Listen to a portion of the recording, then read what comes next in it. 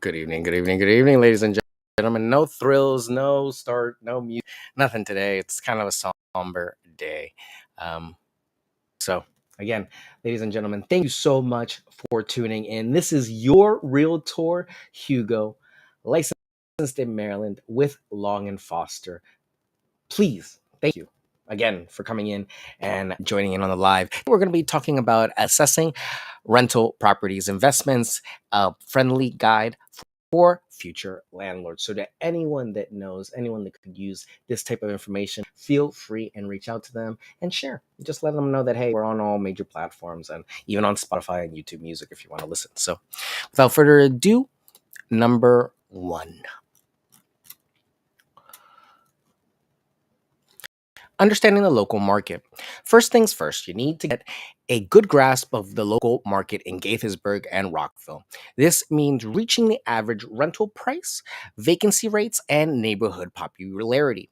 Websites like Zillow or rent.com are great for this. For example, the average rent for a two apartment in Rockville is around $2,000. Knowing this helps you set a competitive price uh, respective to everybody else in the area, and it might be attractive for tenants.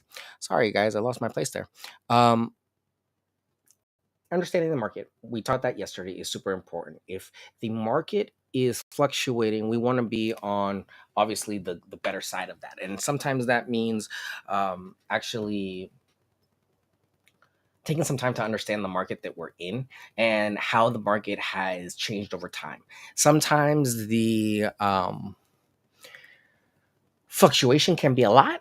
Sometimes it's not a lot. It just really varies on how much it could take over time. So, in this area, like we talked about the other day, we're seeing an average of a 3 to 5% yearly return on properties. So, if you're leasing a property and obviously leasing it well, you would hopefully, most definitely, see more cash flow than the average person. So that's something, to keep in mind, that the extra that covers your expenses, that's just money in your pocket. Now, I always suggest, and we'll talk more about this stuff later on, to have an emergency fund and to have money set aside for any sort of utilities or damages or repairs that might be necessary in the property. So let's continue on. Two, could calculate the potential ROI, return on investment. Want to spruce up the property. It can really vary on what you do for it, depending on when the season is that you decide to do the work. But to figure out if a rental property is a good investment, you need to calculate the potential ROI. This means comparing the annual rental income to your total investment. Aim for an ROI of at least 6 to 8%. For example, if you invest $300,000 in a property and earn $24,000 annually in rental, your ROI is about 8%, which is considered awesome. So remember, the stock market's getting about a solid 10% a year right now. That's where we want to be. Really making the most out of our money and making our money work for us when we can, especially if it's just going to be put in our home. Number three, check property conditions and maintenance costs. Always inspect the property thoroughly to check for needed repairs and maintenance costs. This includes things like the roof, plumbing, and electrical systems. These costs are crucial for the understanding the true value of your investment. For example, a property needs a new roof could cost you for example, a property needing a new roof could cost you upwards of $10,000 up front. Always inspect before you buy. And I know it's very tricky to say that with the market being as competitive as it's been in the past, but it is possible. If you give a fair price, I have seen home sellers be a little bit more lenient on possibly having home inspection.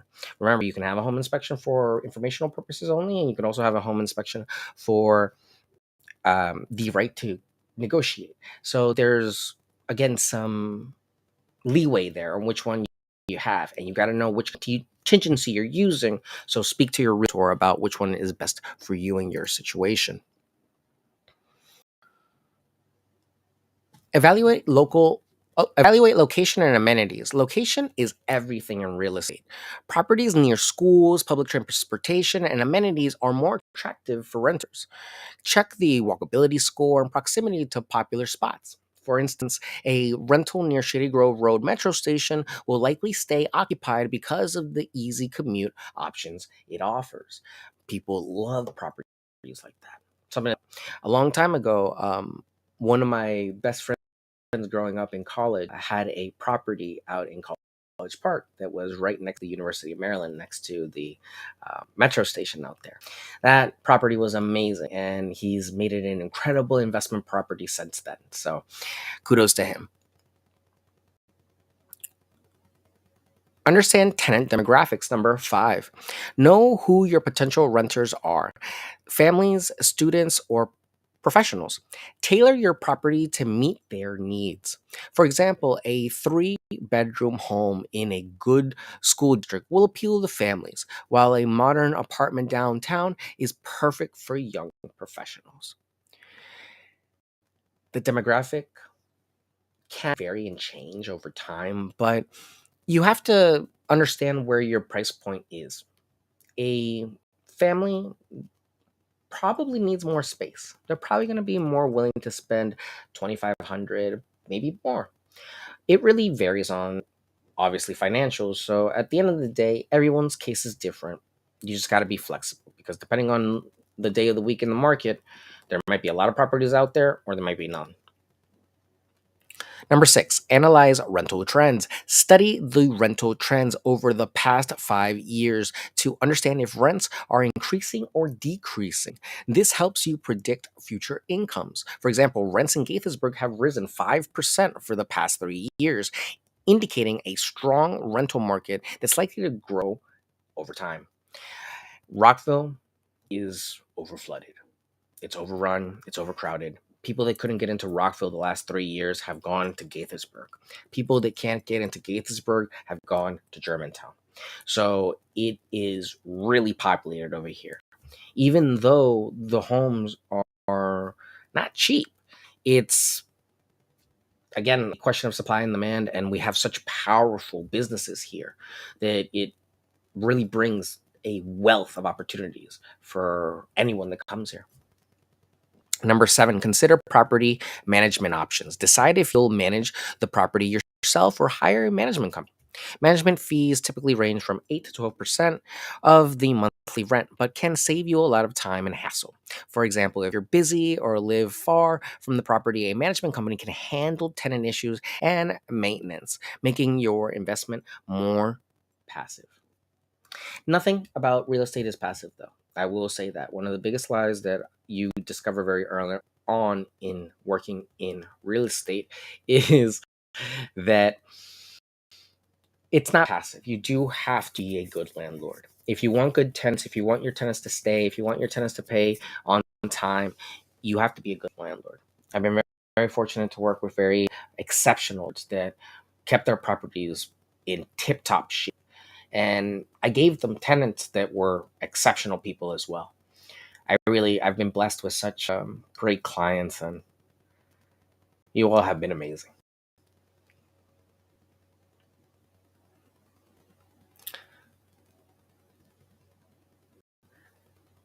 Number 8, check.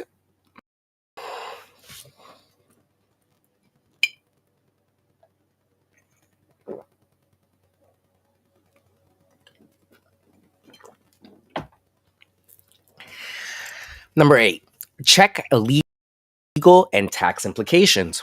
Understanding local land laws and the tax benefits of owning rental property is crucial.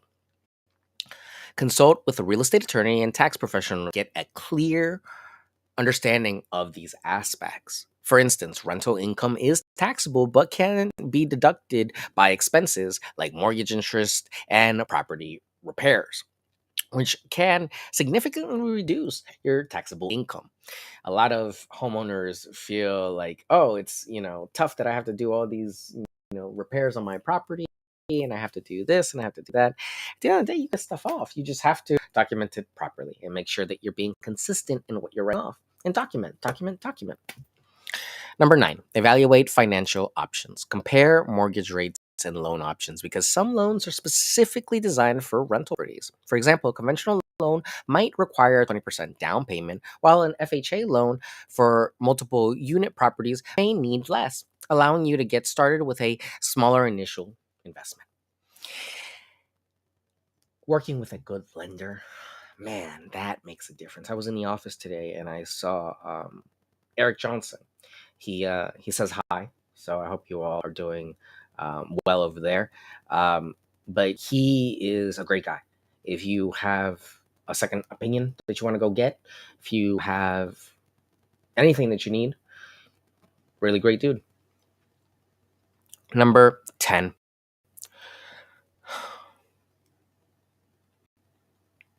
Plan for vacancy periods.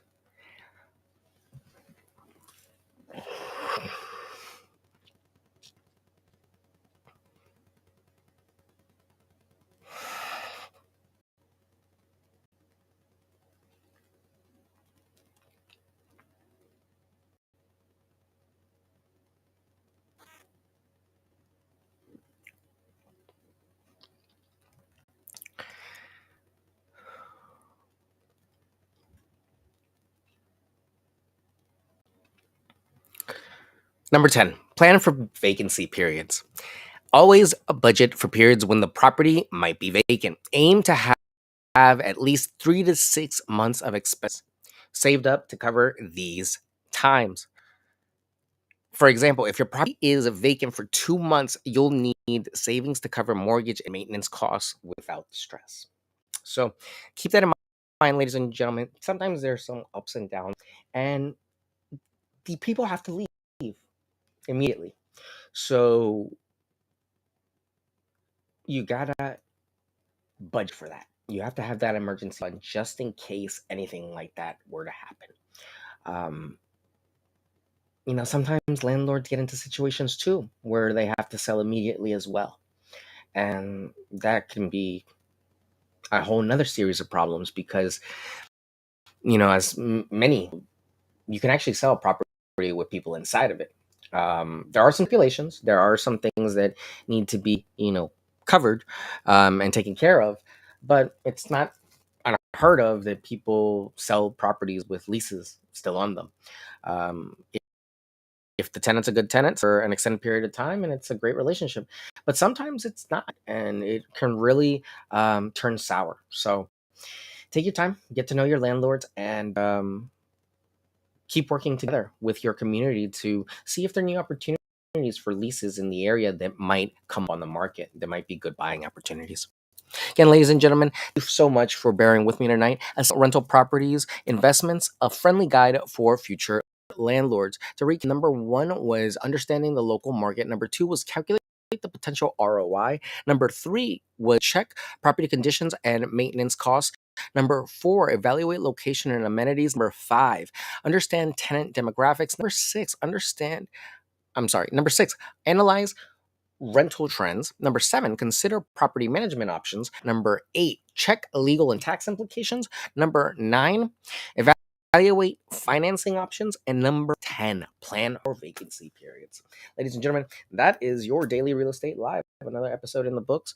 I will be doing some catch up on the episodes that I have pending for you all. Don't worry. I just got a little bit too creative with the editing, and I'm a perfectionist. So it's taking longer than I would like. At any rate, I hope you all have a great night. Please take care of yourselves. Be safe out there. Drink some water, and I will see you all. Take care.